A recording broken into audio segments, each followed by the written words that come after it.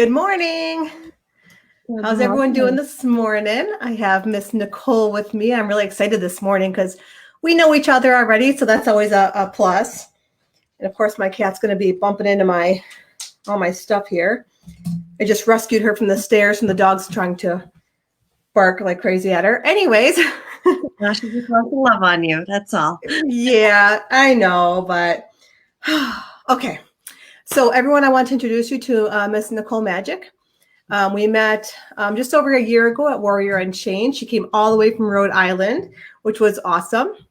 She's also a featured speaker this year at Warrior Unchained, so I'm very excited to have her again.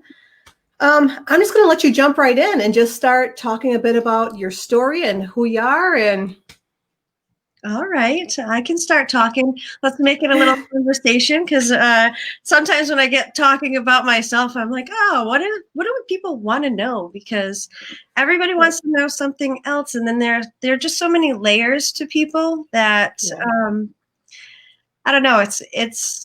It's fun to find out new things that people want to hear about. But as far as me, I'm a mom of four.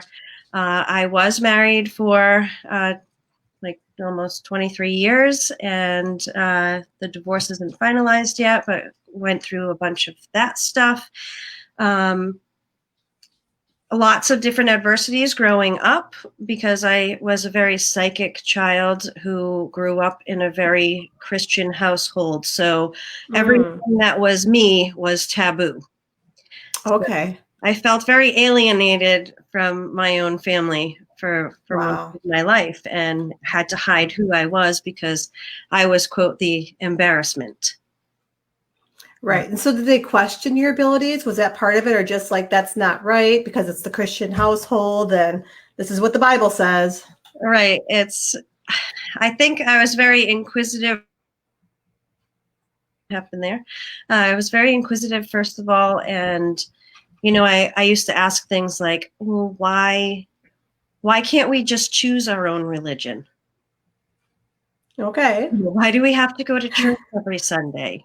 Why can't I just talk to God? And to the point where even when I was older and, confirmation ages and all of that stuff, I actually had a whole philosophical argument with the priest who couldn't answer my questions. So Wow. I felt like, if you can't answer these simple questions and it's just, what you've been told, then how do I even know that this is true? Right. And Wow.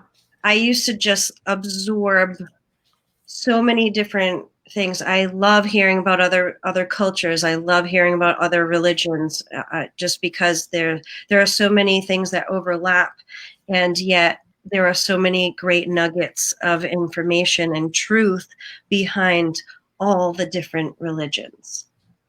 And it's great that you thought to kind of seek those different things yourself, because a lot of us, just kind of take what we're told and go with it. But I think it really expands who you are when you do that research on your own and really find what you connect with. Right, because even at a young age, it was always like I just remembered, we weren't allowed to really listen to much real music. We had to listen to a lot of Christian music growing up. Mhm. And when I actually got to an age where I could really listen to music, I could go out and buy cassette tapes. Wow. Now, right? But when I could go out and buy cassette tapes, we had Columbia House back then. I had every trip to my friend's house. Um, but it was like, okay, there's so much out here. And then I remembered going to different churches, and it just sounds so funny because we were brought to these places and in the basements of churches or in the wherever, and we watched these videos on backwards masking and how bad the music is of the youth and like Wow. Satanism and all these things that were going on, and oh my gosh. And I remembered being asked if I was a Satanist Oh because of my gosh. how I dressed or how I looked, or just because of these I just knew things. And Right. I did have an episode where my mother and my sister ransacked my room. So one day I came home and my entire room was looking like a scene out of a movie where, somebody's trying to find some, special piece of information that's hidden somewhere, and they just ransack everything upside down. And Wow. I was like, what the heck is going on? And I get the,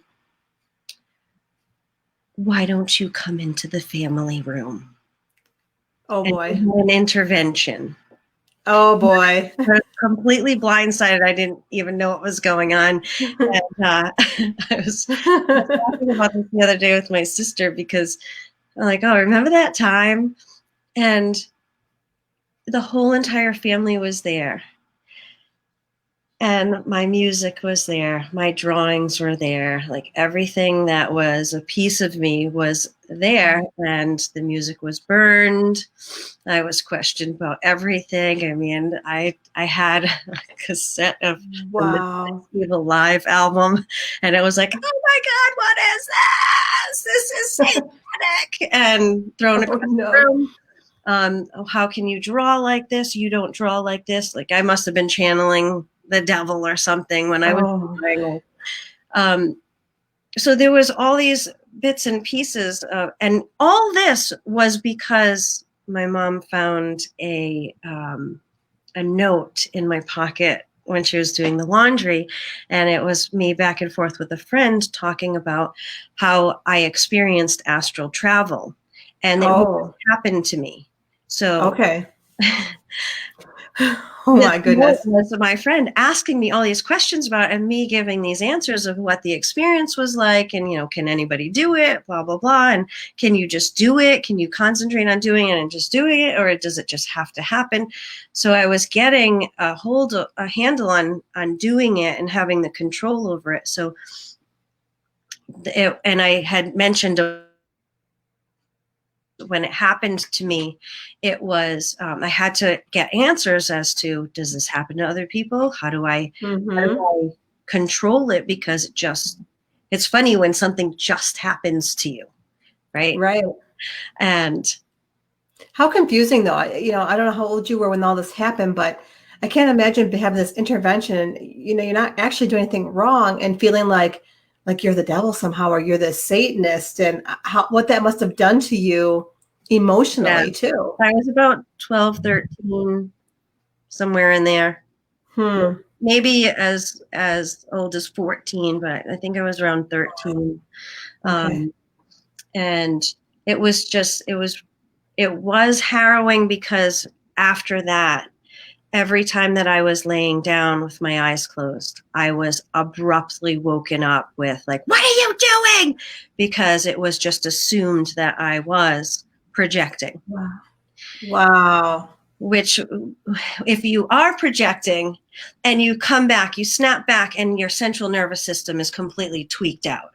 And when you're awoken like that, when you're actually taking a nap or sleeping, your central nervous system is tweaked out. Right.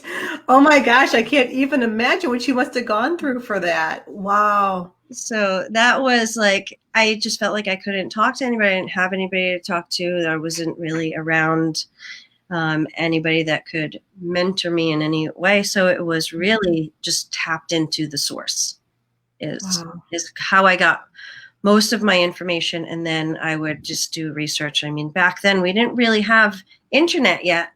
And so it was libraries and, Walden books at the mall. Like, when we hung out at the mall, I would be at Walden books. Trying to figure out like, what the heck am I doing? And you'll find me in the occult section, because that's what it was called. Anything metaphysical was the occult section. New Age. Oh my gosh. What that's crazy to have to go through at that young age. And there's something that you just have this gift to do, and then be questioned and kind of ridiculed. And yeah, because when I was 7, I had asked in church, how come Father so-and-so is green today and he's always purple? Oh, wow. Okay. They're like, what are you talking about? Yeah. So that was, I just thought everybody saw auras. I didn't even know really what it was. I just knew that Mhm. people's colors changed. But when we went to church, the priest always was purple. Always, always, always. Oh Because, my and gosh. rightfully so, he was a really good priest, and Mhm. he was in his intuitive element, and being that guiding light for his people and his congregation. So when he changed to green, I knew something was different, but I didn't understand it because every time I saw him, he was always purple. So in my adult life, I've reflected on that, going, oh my God, you know what? It wasn't too long after that he had told us that he had to leave. They were placing him in a Oh, different place. So it was the green of change, transformation and change. So he was wow. leaving our congregation to go somewhere else. So he was kind of stepping up, I think, in his Right. role. Um, but Wow, that's really cool. I mean, and I'm sure you've gone back after you kind of learn like what this is that other people don't experience, that you just think is a natural part of life, that everybody sees this. I don't question it because he's always purple.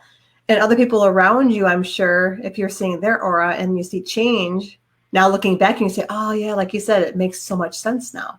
yeah, which is kind of why I'm such a people watcher, because I'll go sit somewhere and just watch interactions, because sometimes you'll see, or I'll see anyway, that what's going on in the surface is not what's going on underneath energetically. And Right. that has always been intriguing to me, to really see through, um, the energy of what's really happening. Right. And that's so true, because there's been times when I've been going through something difficult that I'm have to like Zoom with somebody and I have to put on this happy face and like, oh yeah, everything's great, when I'm like going through this terrible turmoil, because you don't want to share your dirty laundry sometimes. So Right. it's fascinating. You can kind of see past that. That's awesome. Right. Sometimes you don't want to share the laundry until, Right. it's been washed and folded and put away, because Yep. you actually understand what was going on, because sometimes it's your process. Right. Right. So So take us to a little bit about now. And I had actually, the first time I ever heard of you was on Rebecca Plautz's vlog. And you had talked about the mercury poisoning and stuff. And I was just like, oh my God, I can't wait to connect with this girl, because you have such an incredible story. And it's something that I'm just intrigued by, like everything that you went through. So, like, around what age were you then when that all happened? so this was in my adult life, and this was I was working in chemistry, and I had been moved. We had a couple of reorganizations, and my team moved into a new building where we took over 3 labs. So Okay. I had this little office that I was moved into, and it was over the course of time, because there was some kind of chronic exposure to mercury that was building up in my body. I didn't find out until after the fact, but I do have a genetic mutation where I can't process heavy metals. So any exposure that I have, it just keeps building up and building up and building up until I reach this threshold where forget it. Wow. And that's what happened to me. And I just remember, when I look back, there was all this stuff that happened. Like my hair was falling out. I had called in environmental health and safety at my job to say there's got to be some fumes going on and coming in here. They were working on the HVAC system in the little room next door to my office. And it just seemed like there were fumes or something. I kept saying, I'm really confused. I feel like I can't concentrate on my work. I Wow. started losing my hair. I had different issues with I lost a lot of weight, and then I would gain some weight back. And then there was just this weird thing that was happening, and they were checking my thyroid. Everything was coming back normal. I went through a year and a half of various testing, Wow. hypoglycemia, like everything that kept happening, I chalked up to stress. A woman in the corporate world, just working, Hmm. working, and being the sole provider for the family, 4 Right. kids, and my husband at the time was disabled, and really it was just me. If I didn't take care of everything, there was nothing, right? So it was kind of like I put my blinders on and just keep going, because there are no answers. And all of the tests, normal, normal, normal. So I hit the wall, literally. I was passing out and bumping into walls and just very confused sometimes. And it got to the point where when I had called the doctor, I was typing up an email. And in that email, it was supposed to address, a presentation that I was working on. And everything was gibberish. So I look at my hands on the keys, everything's on the keyboard properly, and I'm sitting there going, oh. So I kind of sat back and took a look at it. And as I looked at it, I realized the entire thing is backwards. So I typed everything completely backwards. Oh my, that gave me goosebumps. Holy crap. And when I discovered that, I just went, oh my God, what is happening? Now I had this wave of WTF, right? Right. Big time. Yes. So I had called up my husband and I said, something is drastically wrong with me. And, we used to joke around a lot. So he said, you're only realizing that now, Nicole? Really? Oh, no. You're like, no, seriously, something's up. Like, that's a good one. But this is serious. I am dead serious right now with something is really wrong. So that's that started the whole gamut of testing and everything coming back. And, I had gone for little testing along the way, but it was nothing. But when this happened, I was like, you have to figure this out. What is going on with me? Because it just got worse. And I would have been thinking like stroke or something, at that point I would have been like, am I having a freaking stroke? Like what's going on? Yeah. And that was something that ran in the family with, my grandmother had a bunch of strokes in her life. So I was kind of looking at, what is happening there. My other grandmother died of an aneurysm. So it was, there's a lot of things that were going on in my head, especially being in the medical field, that what is going on? And there has to be an answer. When I wasn't given answers, like, this is not good enough. Fast forward, I was pulled out of work twice for 6 months each. And on that time, my job told me that you don't have any benefits. We're not paying you. Holy crap. So I sat there and I'm going, oh my God. So when they finally, actually, let me backtrack a little bit, because I sat down and I said, I have to figure this thing out. That was when I went to pour my daughter some milk in her cereal and I passed out. Oh my gosh. Nobody home except my 2-year-old daughter and my son upstairs, who was in his room, my second son. And so he was about 8 at the time. He didn't hear me fall. And I woke up to Iana slapping my face, like giggling, Mom, stop joking. It's funny. Little 2-year-old things. And I just remembered coming to saying, oh my God, if I had died right there, how traumatic would that have been for her, for him, for the family, and and her to remember giggling and saying, wake up, Mom, wake up. Right, like you're just being silly and, playing a joke. Mom's sleeping.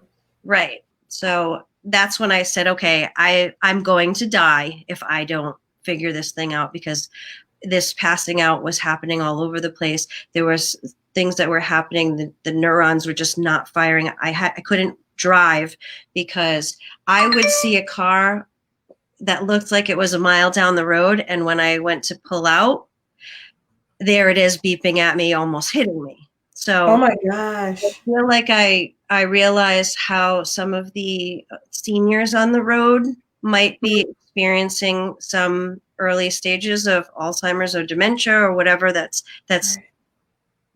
muddling up the brain synapses.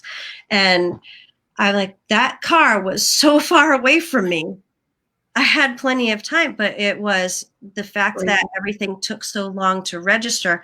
I couldn't even talk when I was pulled. Oh my gosh. Holy crap. I was talk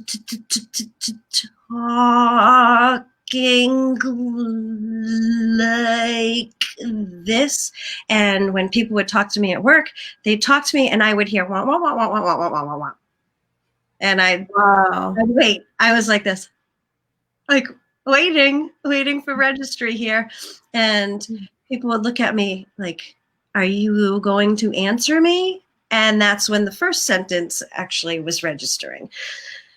So it was very frustrating being somebody who is in charge of an entire team at one point, working with several different projects in several different countries, that I had to make quick decisions and I couldn't even think. I couldn't even pull up words. So that feeling of stroke, I know what a stroke victim feels like, and the frustration of, I know what I want to say and I can't freaking say it. Right. How terrifying. And then not getting answers from the doctors, just running tests, and you know something as bad is happening to you and not knowing why.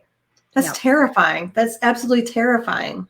It was, and realizing that if I keep going down this road, I will die. It was inevitable that I was going to die. It was hard for me to get out of bed. It took me 3 hours every day to get out of bed. It started off a half an hour, and then it was an hour, and it just kept progressing to the point where I'm like, I cannot be bedridden. I can't be trapped in my mind. I have to do things. And go ahead. Oh, I was gonna say, now, even as far as like your gifts and stuff, like, did that play a role in any of this, or were you just not able to connect? Yeah, so I had decided at that point that I need to figure this out. So I sat down and I said, I've helped a lot of people intuitively. I'm just going to do this intuitively and see what happens. So I went off into my little corner and said, I'm not coming out until I have a freaking answer. So you're going to have to help me out here, right? Right. I started scanning like every cell in my body, starting from my feet all the way up to my brain. And I was hitting all these areas and it was like screaming mercury, mercury, mercury. And I'm like, what is going on? And I had written down every symptom that I could remember that I experienced. And as I sat there with this mercury, mercury, mercury throughout my entire body, I'm looking at a list of symptoms saying, wow, individually, all of these could be stress or this or that. Right. Collectively, it screams mercury poisoning. Wow. So I called up the doctor and I said, hey, I know we've been doing a lot of tests and I really think that you should test me for mercury poisoning. And I got the, Nicole, come on. Really? Nobody gets mercury poisoning. Really? Come on. And I'm like, okay. It's a simple blood test. Can you just test me for it? Because I've done everything under the sun. I've looked like a Star Trek freak walking around with like things coming off my head, electrodes and heart monitors and this and that. And, Yeah, just do it. And I said, just amuse me, please. Please just amuse me. Like, come on. Can't hurt, dude. Like, just do it. So he did, and he called me back and he's like, dangerously high levels, you need to go see a specialist like now. And my specialist said, I can't believe you are sitting here having a conversation with me right now. Wow. Yeah. Because how long, okay, start to up till this point, how long had this, obviously over a year, right? So how long had this gone on? So I had moved into that office in about 2009. And by 2012, I was like losing my mind. Totally. Oh my gosh. I'd say the years between 2011 and 2013 were like hitting critical mass years. And Mad Hatter syndrome was setting in. It got to my brain. I lost memory from it. I gained some of my memory back, but not all of it. And I just did weird things that were completely out of character. Wow. That's a long period of time to not know what the heck is going on in your body and to feel so disoriented and helpless. I imagine helpless is probably a good word for what she might have been feeling. And painful, because my entire body, it was full of toxin, and everything was breaking down. So it was, everything hurt. And then on Right. top of that, this genetic mutation, even though I was eating so healthy, I was actually aggravating my entire body with the things that I was eating, because the mercury poisoning triggered some of the things in this genetic mutation that just amplified these biological processes that were disrupted. Okay. So, um, So what did you have to go through? Yeah. So what did you have to go through from that point? So you meet the specialist who can't even believe you're standing in front of her talking or breathing essentially, so what happens? I mean, what does she do? yeah, so I was like, in that can't talk. I'm like, you call this a conversation? And he said, well, let's put it this way: people with levels as high as yours are either dead or they're vegetables. And I was like, oh, well, in that case, let's get on with it. What do we need to do? Because that's not an option for me. Like, Right. Like, no death, no thank you. I'm not ready to die yet. I've got things Yeah. to do. And so we started chelation therapy. So that took a good 18 months to really Wow. get to a space where I felt like I had somewhat of a memory again. So it took about a year. Like, even like the first few months, I spent like 18 grand on the first month. Oh my gosh. Felt better. Now this is me out of work, not getting paid, and having to pay all the bills. So I had to liquidate retirement assets and things like that in order to get my health back. So literally, I ended up in baseline again. So Wow. there were several times in my life where it was like I was taken right down to a baseline level. And this was one of them. So in all of that, you could look at it and say, oh my God, I would have such a nest egg right now, but I don't. It's Right. building back up again. However, I have my life, right? Yes. So some people are like, "Oh my God, what are you going to do?" I'm like, I'm breathing, so that's a plus. Yeah. I'm And here. so it's all in the way that you look at things, and it gave me. People say to me a lot, "Oh, I'm so sorry that you went through that," and I'm not, because this showed me so many things about my own life, my own self, my strength, my courage, my abilities, and also showed me a lot about the people around me and what that meant to me in my building my future and moving forward in my direction with alignment with who I was and my mission in life. So through that time, I really learned a lot about the people around me and who needed to stay and who needed to go. It's kind of amazing when things like that happen, like who pops out and comes to the forefront that's helpful, that really is there for what you need, and the people who just kind of disappear and you're like, where did this person go? They were like my bestie or whoever it is in your life, and it's almost shocking.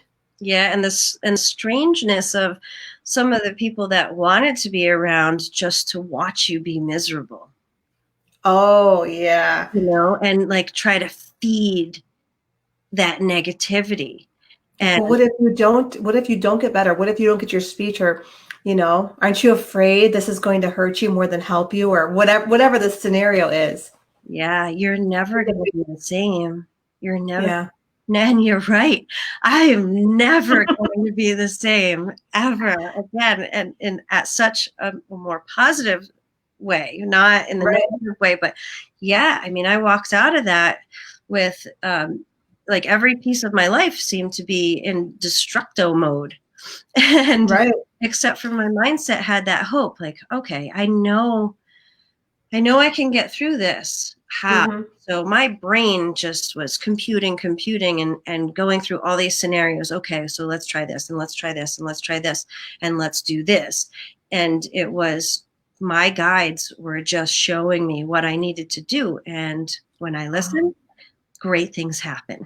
So I Mm-hmm. stuck with that. And that's how I really came up with the alchemy of transformation, because this is how you have to pivot things, and you can't just look at one piece of your life and try to fix it, right? There's nothing Right. that needs to be fixed. I just had this conversation with somebody yesterday. There's nothing that needs to be fixed, because they used that word, and Right. you don't need to be fixed. There's nothing physically or energetically, and there's nothing that needs to be fixed. You just need to be aligned, right? Oh, I love that word too. That makes so much more sense. And in order to be aligned, you have to become aware of the things that are holding you back. And most of the time, probably 99 point whatever percent of the time, it's subconscious patterns, subconscious beliefs, the subconscious epigenetics that you've inherited from your ancestors, and your environment, and our addictions to feeling certain ways, because Right. people become addicted to being miserable. They become addicted to being angry. It's a neurological programming that you're in it Yeah. for so long, and you allow yourself to be in there, that it takes more than just the thought of, okay, I'm going to change. It's just like saying, I'm going to go to the gym. And then you wake up and you're like, frick that. I'm not going to the gym. I don't want to go to the gym. It's too cold for me to get up. I'm just going to stay in these nice warm covers. And Right. you need that. You need some kind of momentum to get you going. Right. You need some guidance. You need the motivation. You need a why that actually moves you. And I love that you said how you get addicted to the feelings, because it took me right back to my prior marriage where I was in domestic violence. And I would get so depressed. So what I do is and I'm very connected with music. So I would listen to the most melancholy, depressing music, like, oh, this is what I need to hear. But I was just feeding myself that more negativity to just be more and more and more depressed. Right. Because it's almost like you're saying, well, it's okay for me to be in victim mode right now. Right. Right. And we've all been in a space of like that at some point, Right. where it's, an abusive situation, or if it's something that, we just don't feel worthy, or whatever it is, we have victim moments. And Right. we can be aware that we're having that moment. That's where the magic happens, because you can then focus on releasing that, so it can be gone and replaced with whatever it is that you need to replace it, whether it's strength or courage or, confidence, whatever that means for you. That you can Right. cry those tears out in a releasing format, not crying tears of, oh, I'm pitying myself and then I'll do it again. And that's where I was at for a long time. Yeah. Poor me, which, it was a hard situation, but uh, yeah, until you start to crawl out of that slowly, and it's a slow process for most, learning what makes you feel a little better. Because I thought that melancholy, sad music was making me feel better. It wasn't. It was just making me feel like it's okay to stay in this victim mode, like you said. Right. And I know what you mean by the music thing. Music is a huge part of me and my emotions as well. So I'll listen to music that goes along with the emotional um, sensations that I'm feeling, the Mm-hmm. bad, the ugly, whatever. And so you can use that and listen to that melancholy music to help purge, right? So it's all a Right. matter of what's going on in here, so that you can get it out. So you can use that, because that can stimulate the energetic movement if you're using it in the right format to Right. do the purge. If you're using it to stay in there and create more of that feeling, that's where Mm-hmm. that rush comes in. The addiction is there. That's flooding your mind with Right. emotions, are biochemicals. Yeah. And once I learned that, I actually have a playlist on my Amazon playlist called Raise Vibration. And Mm, so what I do then is it starts out a little more like where I need to be at the moment, which aligns with how I'm feeling. But then it slowly kind of increases to this more positive, more upbeat. And by the time I get through this playlist, I'm like, yeah, let's clean the house. Let's do something. I'm like, it really works. I love that. I absolutely love that. And now that you say that, there are some playlists that I have that go through like A transition. yeah, yes. So that's funny that you said that. It brought me into that space of I just did that Yeah. this morning. Yeah, isn't that great? Yeah. So let's talk about some of the success you found, because obviously you went through this big transition from this really difficult time in your life to, really being intuitive and knowing how to kind of heal yourself and what's going to work for you. So after that, and you kind of move through that process, and now you're obviously helping others. So what does that look like? Yeah. So when I left chemistry, actually left it on the grounds of I had asked them to test for the mercury Hmm. in that room because I found out that it used to be the old thermometer room. Oh my gosh, that's crazy. What? So Oh enough my gosh. tested. I mean, I did test myself. I tested my home. I tested the children. My husband had gotten tested, so nobody else had it. So it was something I was being exposed to outside of the home because we all have the genetic mutation. Right. So, Wow. you know, common denominator. Right. I ended up getting lumped into a layoff. So I had Wow. a paper saying I wouldn't sue anybody in order to get my severance package. So Oh wow. I left and I was kind of like, all right, I'm done. Like, I don't want to go back into chemistry right now. And so I pivoted and I knew my intuition peaked the day that I got, we had a whole layoff that happened. And they said it was project related, but I was no longer working on the project that they lumped me into. So I knew it was a political maneuver. Mm, But right. what ended up happening was I called it beforehand and I said, okay, well, I'm just going to open up a shop. So I opened up a shop for a little while and, that occupied my time. And then I said, oh, I'm ready to go back to work. And Hmm. things just progressed in a sense of, I just really wanted to help people. So I took on some jobs, in insurance. I ended up becoming a financial advisor and did well with that. But there was always that something that even though I was helping people in profound ways, there was something missing. And I always worked on my business. And when my business got to the point where I had to make the decisions, I always retreated back to the corporate job because I felt like I'm good at that. I know what to do. There's a process. And then finally, I had gotten into the space where, well, my business has a process now too. And Right. I've helped so many people. And I'm in this space and I've invested so much of my time, my money, business strategies, and all kinds of different things that I'm in this space where I can make this decision now confidently. And as soon, like, I got to tell you this because I don't think I've told anybody this on a podcast yet, that this piece where the 5 years that I was working, I had nightmares, like night terrors Oh wow. frequently, almost every night for those 5 years. And I didn't Wow. realize and it was like this little piece that just kept building and building and building on itself. And it like I would be punching and kicking and screaming and crying in my sleep. No, no, no, no, no, no, no, no, no, no, no, like screaming. Oh my God. And the when I decided, all right, I'm just going to pursue my business now. I'm going to drop the corporate and that piece of me that was like, well, maybe Hmm. I was like, no, this is what I have to do. I have to be in this space of stretching and creating that void in the financial piece and being okay with that in order Right. to build this on this side because I was right at that cusp. once I made that determination and I took the first step with asking my branch manager for a transition out. We started Mhm. working on that plan.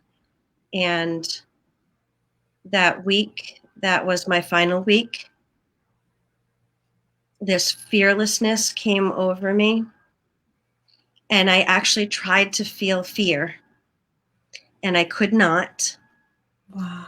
Even if I try to feel fear, especially when it came to like financial peace, that's something that can instill a lot of fear in all of us, right? Yeah, absolutely. I tried and I tried and I tried, and I'm like, no, I 100% trusted myself in this. 100%. Wow. This was right at the beginning of COVID-19. It was the Oh first my week, gosh. first week in February that I walked away. And I had so many events lined up, including yours, that I was like, all Yep. right, I'm ready for all of this. And everything got canceled. So I Mm-hmm. sat there and I was like, oh, all right. And all these coaches were out there saying, oh, we're all needed. We have to like come to the forefront and get ourselves out there. And I'm sitting there going, no, I just went through selling my house, going through this divorce, moving twice to like a temporary space and then finding a real space. I had all these events lined up right after my move, so I never actually settled in. That was September, and now we're in February, and I'm saying, all right, this is my time right now. We're on a pause. I've got a few weeks anyway, minimal, or a month maybe. I just Mm-hmm. went through this house and I organized stuff and I got into this space and I just Wow. haven't stopped. I have not stopped. I've been busy, busy, busy, even though. So I aligned myself or realigned myself with, okay, there's a pivot here. So now I'm going to align myself with whatever it is that I need to be doing for me first, because it's like putting the mask on, right? You're not going to Right. help your kids. So you can't help your clients if you don't know where you are. Right. Yes. So I was able to do that, and all this stuff just unfolded from my guides, and I'm rolling out some new things coming up this coming month. So I'm super excited. That is so awesome. And I love that, you took the step back instead of running to the forefront. Like some people felt like I have to be up here now. I have to do this, where you're like, no, no, this is time I need to figure myself out. I love that. Yeah. And maybe, that can totally be their time. It just was Right. my time. Mine Hmm. had to be, I had to do things for myself. I had to be able to, see what does this mean to me first, because my clients, they need to know what it means to them. And maybe they needed to sit in a space. Like I checked on people, but people also needed to sit in a space because it was very confusing in the beginning. And if Hmm. you can't, at least get through the swirling in your own head a little bit, sometimes you have to be confused to be Hmm. there and figure out, okay, what is it that I need? Right. And sometimes those decisions are difficult to make because in your mind, like logically, like if I do this, especially when there's monetary gains attached to it, it's like that makes sense. But like, I'm not feeling this right now. Because Right. I went through that. I mean, we talked about you and I working together for a little bit, Yeah. and it's something that made sense. But then it's like everything was shifting for me. And I'm like, I don't feel like this makes sense right now. Like, I just don't feel like I'm going to give 110% to this. So, should I be doing it? And so Right. I had that kind of inner dialogue like, okay, yeah, it would be great to do. But if I'm not feeling it, I need to step back. And, there's something to be said with that, that level of honesty and integrity within yourself, Wendy, because Right. I really, really appreciated that conversation that we had where I was like, oh, there was a delay with some Mm-hmm. things, right? When we were Yep. kind of figuring some things out, there was a delay. And when there's a delay, I always look, well, what is this divine? It's always a divine delay. So it doesn't matter to me. Right. Okay, just divine delay. It's okay. All in divine timing has been my mantra for a long time. And Right. and then you came back and you said, hey, you know what? Like, hang on. We got to hang on. And Mm-hmm. and then things unfolded because I was in a space where things were starting to shift too. And I'm saying, divine delay for a reason, and I'm totally for this. And it was such a pure example of just trusting in whatever process was happening and not trying to make something fit. Like, oh, like I really wanted to do this. You know, sometimes we get hung up on stuff and we say, I wanted to do this. Like, why am I being denied this? Well, there's a huge reason why. Thank you. Right. And thank you for not denying it for yourself because of me. Right. Because sometimes we do things, and when we're first growing, I said I was going to do it, so I'm just going to do it. That's obligation, and that's not a positive space to be in. Well, and also in the same sense, had I moved forward with it, it wouldn't have served you as well, because I don't think I would have done as good of a job. And so, and I have to realize that too. Like, okay, yeah, I kind of obligated myself to do this thing, but yet if I'm not 100% heart behind it, I'm not going to serve you in kind of like, I don't want to say faking it, but kind of faking it in a way, like just to be like, okay, I'm just going to do this to appease her because I said I'd do it. That doesn't help either of us. Right. So there definitely was something to be said in that. And, you know, your beautiful soul that I saw already was just emanating out with, you know, your character and you know, it's on the shelf for now. Something else will come. We'll be doing something, I'm sure. Oh, for sure. You know, and I love that you're going to be speaking virtually for Warrior Unchained. I love that. Plus, it kind of saves you from having to travel, which I would love to have you here in person, of course, but with the world the way it is, I just don't know what it's going to look like, end of August. Yeah. So, that was like, I was so looking forward to that too in person, because I had, my guides are showing me this whole idea of the experience that I'll be giving the crowd. So that's definitely changing because of the format has changed. The times have changed, the time slots have changed and everything. But I think that I can give a mini version of what I was going to do. So hopefully people enjoy and that's what I say, you can't travel if you wanted to. Like if you feel really compelled to come out and travel, you're more than welcome to. I'll stay at my house, whatever you want to do, So in working with people now and what you do, can you just talk briefly about how you're helping other people and how they can connect with you and what that looks like? Yeah. So with all the virtual aspect of things, I've done some events online that I usually do in person, which has worked out really well. I was surprised at how well some of them have worked out because I really love doing them in person. There's a thing that I have about being in person, that connection there. There's an energy. Yeah, I love it. Energy. There's a dynamic of every single class that I have that I just connect with the energy of everybody in the room, and we tailor it to all those people that are present. So I love that. I've done a lot of different things where I did do some specials. They're still up on my website. Of some people just they got rocked in certain areas of their life, and they wanted to quote, be talked off the ledge. So I created some things that, if people wanted to have a quick phone call or a whole intuitive awakening, and coaching call, you can do anything from 20 minutes to an hour and a half. And I've done all of those things, or, I've done a couple of card readings, a few cards pulls, and whatever it was that people had needed, things that people would come to me normally for, even kind of fairly fully offer out there, I did, because people needed something. So it gave people a different avenue to kind of be assured in certain ways. My coaching is, I do very few one-on-ones now. I do a lot of group coaching, and I'm rolling out a new,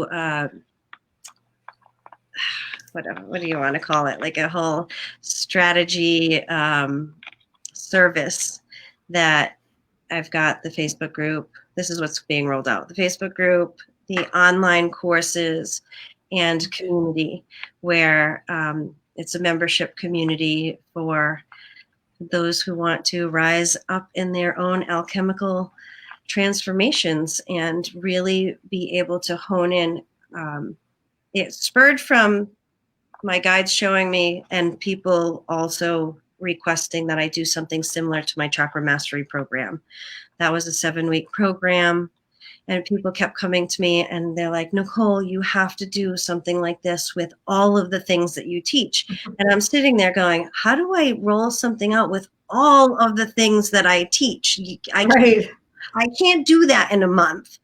Right. And it doesn't have to be a month. It's a process. And alchemy, your personal inner alchemy, is a process that unfolds.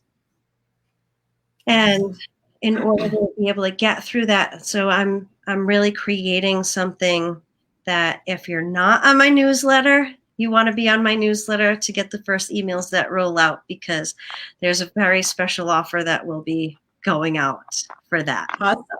So where can they sign up for that? On your website? So majikllc.com? Yes, and that's MAJIKLLC.com.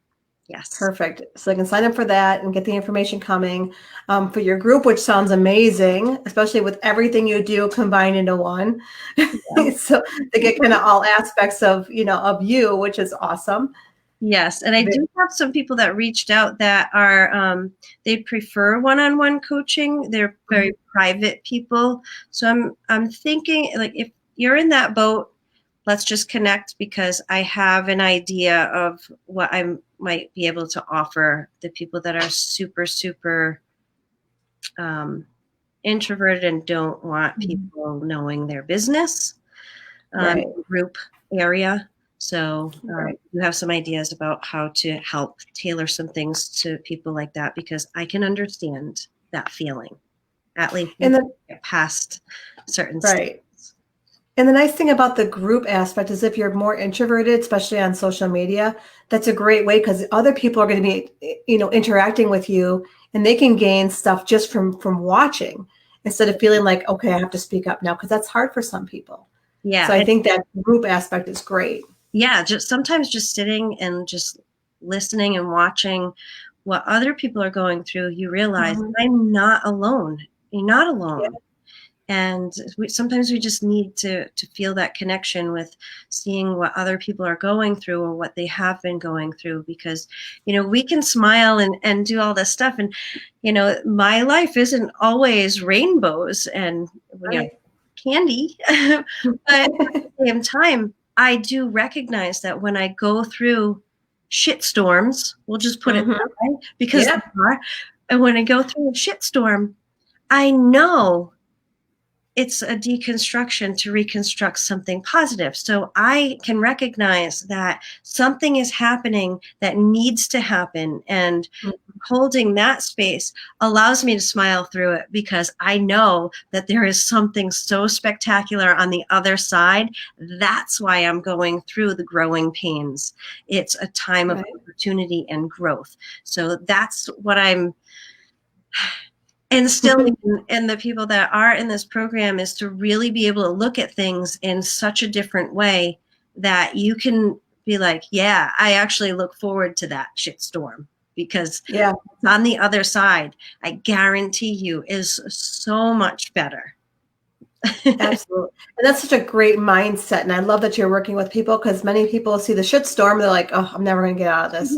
This is terrible. It's the end. It's, doom and gloom. And it's so easy to get into that mindset, because there are so many negative people that we're surrounded by. I mean, constantly, that you mention one negative thing and it's like this, the door flies open for people to just start negativity. And then you get into that. A venting session is one thing, because a venting session is quick, to the point, gets the bile out, and then it's like, oh, okay, I'm fine.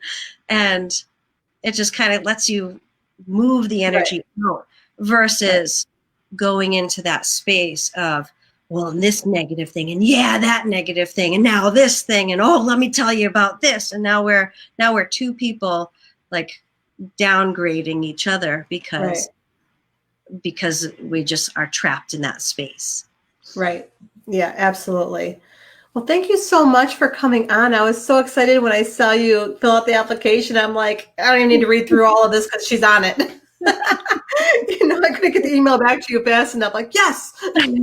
Thank you for having me. When I saw it, I was like, oh my God, we have the best conversations anyway. So we may as well have one that can benefit other people too. So thank you so much for having me on here.